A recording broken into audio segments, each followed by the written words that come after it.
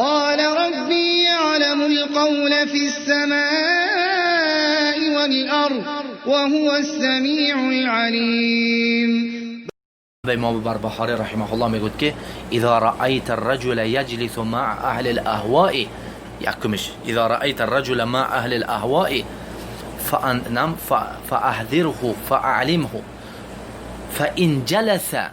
فإن جلس معه نعم فإن جلس بعدما تبين له فاحذره فإنه من اهل الاهواء. یک آدمی که دیدی که من همراه اهل بدعت و اهل اهوا معامله میکند مباشرتا باید ترک نکن.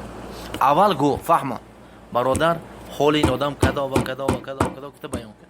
اگر قبول کرد الحمدلله. بعد از همین دلیل های آوردم اگر قبول نکنه وینده چی خودش هم ترک کن، خودش هم یکی از اهل اهوا میشد. وینده فهمدید؟ خودش هم از اهل اهوا میشد. اگر بعد از که شما بیان کردید و وایبه با هم گفتگی شکد نمان چی خود بعد پیدا شد که نمان تو خودم نبینم من چی نمیکنم. یعنی ها برادر سید قطب مثلا نمان خودم حال بینم چون چه سید قطب 50 60 سال پیش از این مرده برافت گوش نمیبینی وید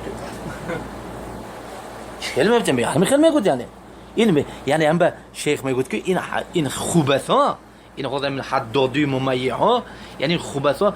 یعنی میگفت که شیخ میگفت که ما من اصل من اصول اهل السنه الا حدموها و ما من اصل من اصول اهل البدعه الا نشروها. تمام اصول های اهل بدعت نشر کردن، اصول های اهل سنت نست و نابود کرده دادن. خوبه ها گجوند این گپ گفته ای که تو من خودم نبینم میگفت بار نمیکنم.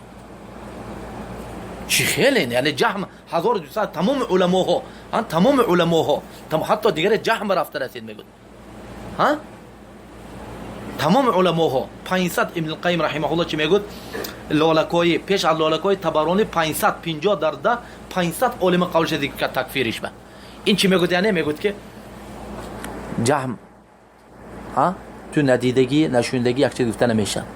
طیب علم ها همه اینا به تو طعنه میکنی، اینا همش غیبت و مثلا افترا کرده به عقل آدم. به مونده چه خبر و ثقه گفته که چیزه ثقه یک آدم باوریناک اگر خبر بیارد ما چی میکنیم و قبول میکنیم و چیزه باید که قبول کنیم. فهمدید؟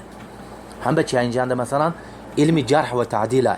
یعنی این جاهل ها این مثلا چی صفه ها این مثلا احمق و اغبیا این مسائل های چی نمیفهمند ها. یعنی علمای جرح و تعدیل ما مثلا یعنی این مثلا اصول های ما همین چیز به خبر ثقه به تکیه یافت. یعنی نه مثلا این هر کس ما قابش قبول نمیکنه لیکن مثلا چی یک آدم مثلا باوریناک بیاید باید که قبول کنیم. فهمیدید؟ برای همین مثلا جنده چی مسئله جرح گفته که چی ده. فهمیدید؟ همین به مثلا اگر یک آدم مثلا یک آدم هم فهمیدید آدمی که حقش به جرح فهمیدید مسئله شه یعنی مسئلهش به چی میکنن یعنی اول تحذیر میکنن اول یعنی میگن که آدم بد یعنی آدم مبتدی آدم کذاب یا آدم اول دور شوید میگن همین آدم دخیل میشد. همین آدم چی دخیل میشد. یک خیل هایی که یعنی مجهول و آدم مثلا چی وای حق و آدم به علم ها قبل ندادگی شکست نمیدند لیکن امروز پیدا شد. امروز پیدا شد. فهمیدید؟ امروز چی شد یعنی پیدا شد. امروز پیدا شد. فهمیدید؟ دویمه هایی که و آدم چی وای مشهور بعضی علم ها حق و دفاع میکند بعضی ها چی میکند یعنی جرح میکند. اگر هم آدم یکم قسم باشد مجهول باشد و آدم مجهول باشد لیکن کارهای مثلا بدعی و کارهای خرافات و کارهای خلاف سنت میکرده باشد اهل علم و اهل سنت مثلا هم به طعنه میکرده باشد ما قول همین آدمی که ما تحذیر میکند که میگوید که اومده شما به همراهی وای نگرد با یک شرط قبول میکنیم. کدوم شرط؟ کی میگوید؟ کدوم شرط؟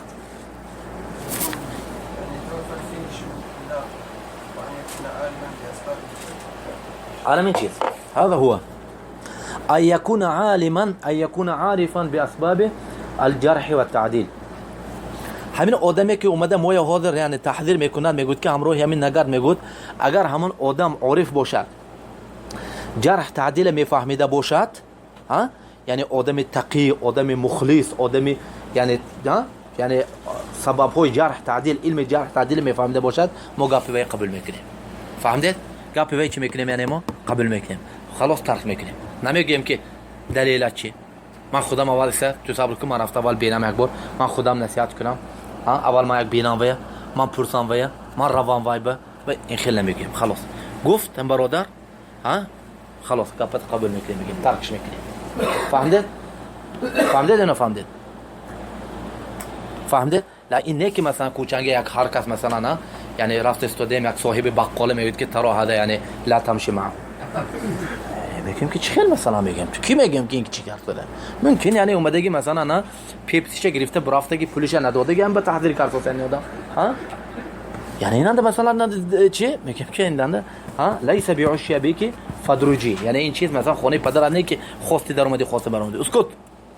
پیپسی که مشهور شب میگیم جنده پای قبلش چی قبول نمیکنیم. لیکن یک طالب علم، یک صاحب جرح تعدیل مثلا عارفی که آدمی که جرح تعدیل میفهمیده گوید و چی میکنیم؟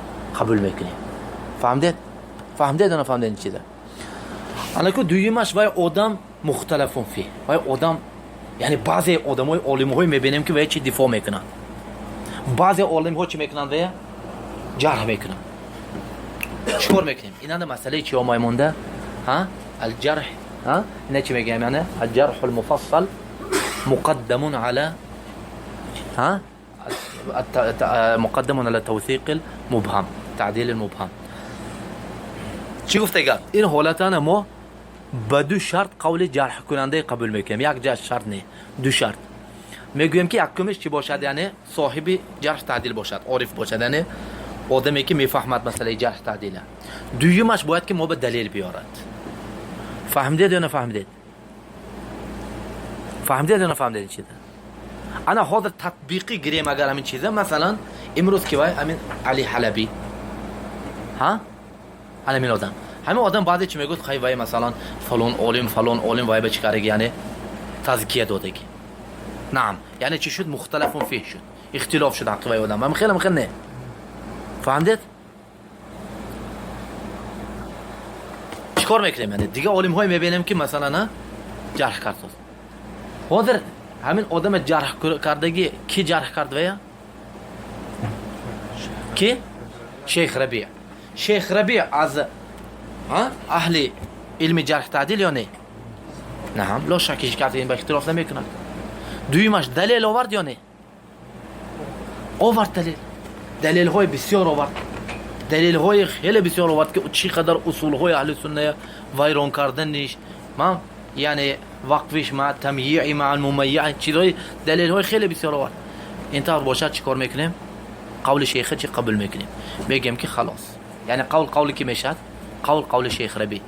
نه اینکه یعنی شیخ ربی مثلا وای معصوم چی چیزی که گفت ما قبول میکنیم، نه، برای اینکه یعنی ضوابط هایی که علماهای جرح تعدیل که هزارها سال پیش از این گذاشته شدن، همین ضوابط ها چی وای پیدا شده است. فهمیدید؟ نه که ما شیخ ربیع معصوم میگیم چه چیزی که گفت کله خام کرد ما قبول میکنیم، نه. یعنی اگر مثلا خطا کرد میگیم که چی شد؟ خطا کرد میگیم. فهمیدید؟ لیکن چیزان چی میکنیم؟ یعنی دلیل که ور شیخ دلیلش چی میکنیم؟ قبول میکنیم.